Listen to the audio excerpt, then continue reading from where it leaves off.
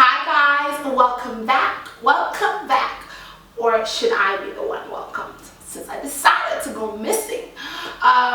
Good reason, not good reason. I wasn't too good, caught a bit of a cold, but I'm back now. Hope you guys are well. Hopefully somebody missed me.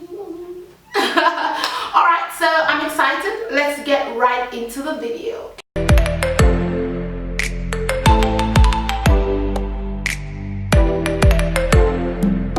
Alright guys, so today I think it's gonna be a mixture of a little bit of each part. I want to talk about self-esteem, I want to talk about self-confidence and identity. I just think they kind of like merge, you know? Okay, so I want to start by saying confidence, self-confidence is a skill, guys. Nobody is born with it. Of course, your environment does contribute to it. If you grew up with very assertive parents, a girl, a very assertive father, very assertive mother, the same for a boy, then you have like this kickstart with confidence. But somewhere along the line, we all have to learn it. It's a skill, it's an art. All right, now I was just thinking, what are we going to talk about today? Because this channel is all things young people. You know, when I say faith, fitness, not just like physical fitness, but financial fitness, mental fitness, all those good things right there. And confidence is very important. So I always like to start with the foundation. The confidence you should have as a Christian, as a believer, you know, as a young person, should be embedded in whose you are, which of course ultimately affects the way you see yourself, who you are. I want to start by saying it should never be in what you do.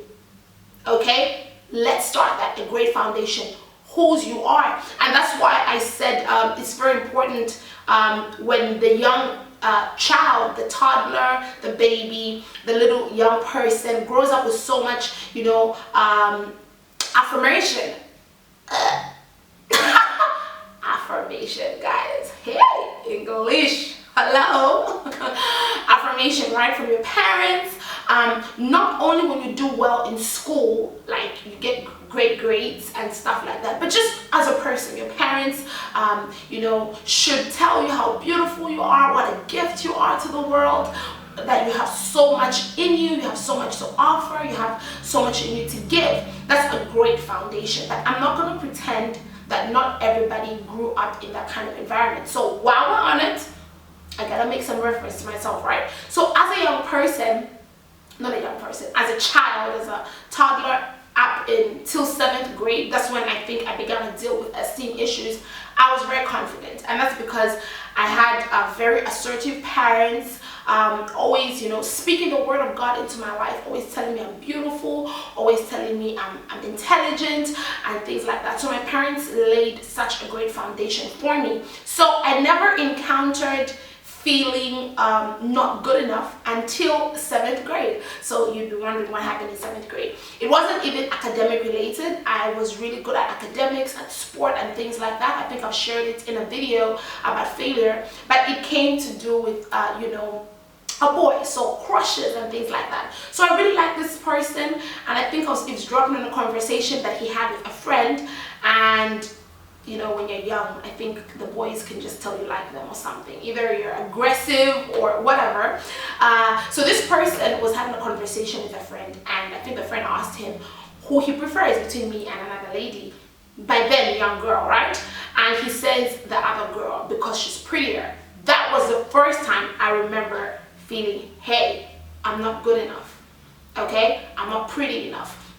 And that's what began to fuel my esteem. So personally, esteem for me has never been ability. It was looks, and it stemmed from hearing somebody say I'm not good enough. Okay, so even when you've grown up in a family full of affirmation from your folks, it's possible that when you're getting into adolescence and all those things, there begins to be a little bit of a shift there, because you're hearing what people have to say. Okay, so that's why I'm of the opinion that growing in esteem is a journey. It's a lifelong journey. It just doesn't happen, once. Sometimes the most confident little girls and little boys grow up to be such confident teenagers, and sometimes very confident teenagers grow up to be like very confident, adults, because it's a journey and you need to keep growing in it. So today I just want us to start with the important things that you should do when it comes to confidence. Number one, you need to accept that you are the loved of God.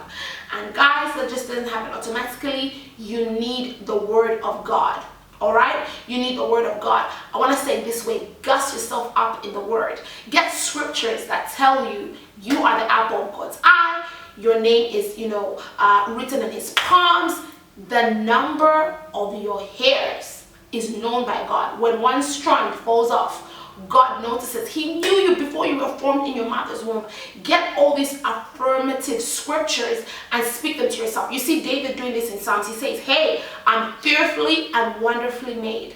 Okay, this needs to be a foundation for every believer when it comes to confidence. Confidence doesn't come in your do, it comes in your who. And I think this is one of the problems that young people are facing. So sometimes when they say, I want to be more confident, there's a place for, upgrading your looks. There's a place for making sure you have good hair, great outfits, getting into shape. But for me, that is not a foundation. It is not. It is not in how you look.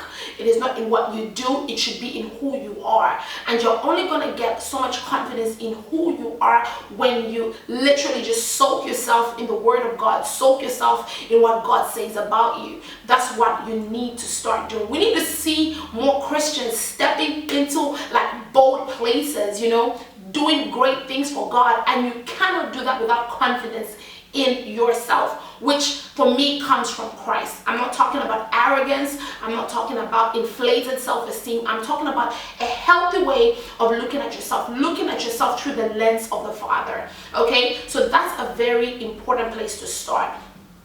We're in such a social media age. For me, maybe it's growing. I'm getting into my third decade soon. So sometimes I literally see what I would like to call an authentic confidence. Just because a person posts pictures all the time does not mean they're confident to me.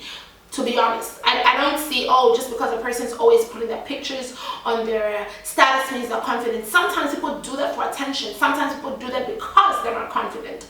And they need people to, affirm them, tell them, oh girl, you is snatched.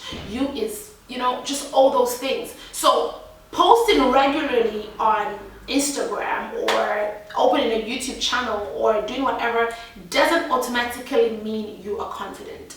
Okay, some people say things like, fake it till you make it. No, I say make it. Be dedicated to making it. Be dedicated to sitting down and seeing that you are valued by God. You're valued by God, all right? So take out the time to do the foundational work. Whether you grew up in a very assertive family or not, take out the time to do the foundational work and just be confident in who you are in God. It is very, very important. All right, now let's go to other things. You have to accept who you are. Okay, there are certain things about you that can change. You can work on that. You can work on how you talk. You can work on how you dress. You can work on your weight, things like that. But there's certain things you cannot change, like the shape of your eyes. You can't change your height. You can't change certain things, okay? So if you are battling, you're having esteem issues about certain things, you have to first begin by accepting yourself. I want you to know this, and this is not misery loving a crowd. Nobody is perfect. Nobody. So just get the pressure off. Nobody is perfect. Be it skill, be it looks, nobody is 100% perfect. Okay, so stop comparing yourself to people on the internet, because there's editing, okay, there's filters, there's surgery, there's all kinds of things, and so you need to sit down and accept who you are. Of course, after accepting who you are, you need to sit down and say, hey, I'm fearfully and wonderfully made. I may have wanted to be taller, Personally, I don't want to be taller. Some people will be out here shading my height. I like it. I don't mind. Short girls for the win. Okay? You may have loved something else, but you don't have it. And it's fine. You need to get to a place where, hey, it's okay. Whatever you can enhance, enhance. But I believe in enhancing from a place of acceptance. You don't enhance to accept. Enhance from a place of acceptance. So I told you I personally dealt with esteem issues as per looks, not abilities. Later I began to deal with abilities, but I just had to say, girl, you are beautiful. You are made in the image of the Father. Not everybody is going to think that. I can put my picture, not everybody is going to say, oh wow, she's beautiful. That's fine. Okay? No, I'm beautiful because God says so. Alright? So you don't have to be beautiful or handsome according to society's standards. That's why you see so many young people really just compromising even their morals or their dressing just to get more attention or just to be accepted by people. No, you are accepted by God, and that should be the most important thing. Now, I'm not going to pretend that sometimes these things come with age. The more you grow, the more confident you begin to become. Like now, I really don't care what somebody says about me. Like, it don't matter. This may not have been my attitude years ago. Alright? So spend a lot of time with yourself. When you find yourself spending more time on social media, you're automatically going to begin to compare yourself to other people. Don't do it. Okay, so improve what can be improved. You don't like the way you talk, there's certain things that can be improved. Watch videos on YouTube. You don't like the way you look as per maybe your weight. If it's something that can be worked on, work on it, back from a place of acceptance.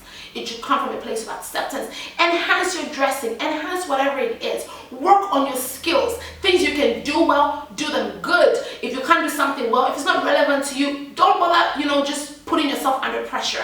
What you need to learn, learn, but know that it is a journey. Self-confidence, self-esteem is a journey. One day, you're going to look at yourself. Like now, honestly, there's a point I had to wear makeup to feel better. Now, I don't really need makeup. With or without makeup, I'm like, honey, you is popping in Jesus, okay? But one point, I had to wear makeup to feel better about myself. But now, I don't need that. At one point, I needed to hear people say, oh, you look good. But now, I don't need that, all right? So you grow, don't put too much pressure on yourself, but ensure that you're actually growing in confidence.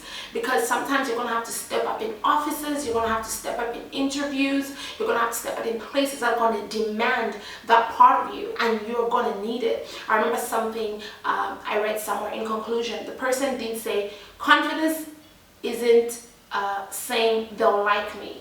Confidence is saying, I think it doesn't matter even if they don't, it's not just saying, oh, people are going to like me. It's saying, even if they don't like me, it doesn't matter. I deliver what I deliver. Okay, so I believe that all young people should begin the journey, the process of growing up in unapologetic confidence. One more time, I'm not promoting arrogance. I'm not promoting an inflated ego, an inflated view of yourself. I'm here to promote healthy confidence. And that's why I began by saying it's embedded in the Word of God. It's embedded in knowing who you are in God. So come on, young people, let's go change our world. Let's dominate different areas. I see us in an era where Christians are going to be doing so much in media, in different places, in the corporate world, wherever. And confidence in who we are and whose we are is going to be so fundamental in those places. So do yourself a favor and work on being confident authentically. Get into that word. Get into what God says about you, and you will just see a difference in how you see yourself. Alright guys, so today was just a little bit of encouragement to any person dealing with esteem, confidence, and identity issues. It's not about what you do, it's about who you are, and more importantly, whose you are. Alright, so that's enough, or that's it for today's video. Until the next video, do well to subscribe, share this with anybody you think needs it, and of course, implement it in your life so that you do better. So until next time, it is goodbye and God bless you.